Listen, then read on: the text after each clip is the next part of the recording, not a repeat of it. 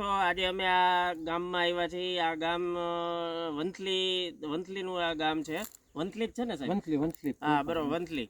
તો વેસ્ટીજમાં કામ કરીએ છીએ. આજે વેસ્ટીજ ઓર્ગેનિક ખેતીમાં જબરજસ્ત નામ છે વેસ્ટીજની પ્રોડક્ટનું. તો આપણે સાહેબના મોઢે સાંભળીએ. તો સાહેબ, તમારું નામ શું? મારું નામ લક્ષ્મીદાસ મોહનભાઈ કુંડાળિયા, હમ ગામ વંથલી. વંથલી, બરોબર. ને આ અમારો એરિયો ભરાડિયા કોઠા તરીકે ઓળખાય છે. બરોબર. ને આમાં મેં વેસ્ટેજ કંપનીનું એગ્રી 82 અને એગ્રી યુમિક એ પહેલેથી જ આ પાયું છે. એટલે એની ડુંડીમાં પણ જાજો ફેરફાર છે. ને એ ઘઉં છે ને હજી ઢેળા નથી હાવ. ને બાજુના અમારી બાજુમાં જે વાવેતર છે, અત્યારે તમને આ વિડીયો લઈને બતાવે, બાજુમાં જ છે, એના એક જ હારે પાણ બધે વાવેતર કર્યા હતા.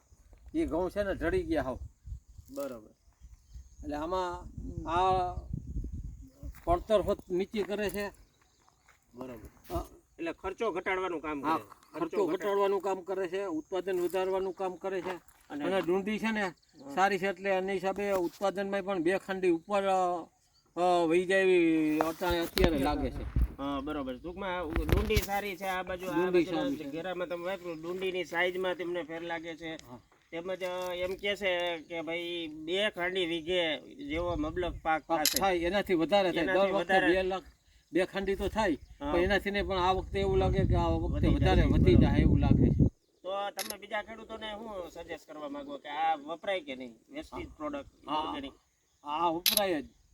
ને આની બીજી પ્રોડક્ટ છે, અત્યારે મને સાહેબે બતાવી કે વધારે પાણી હોય, હવે નામ તો હું ભૂલી ગયો, એગ્રી એક્વાજેલ, કે એ વધારે પાણી હોય ને આપણા રેલિયાણ વિસ્તારમાં એ વધારે માંડવીમાં નાનચેન પાયું હોય તો એનાથી મગફળીને છે ને વધારે ફાયદો કરે. પાણી વધારે હોય તો પાણી વધારે એને લાગતું નથી. બરોબર.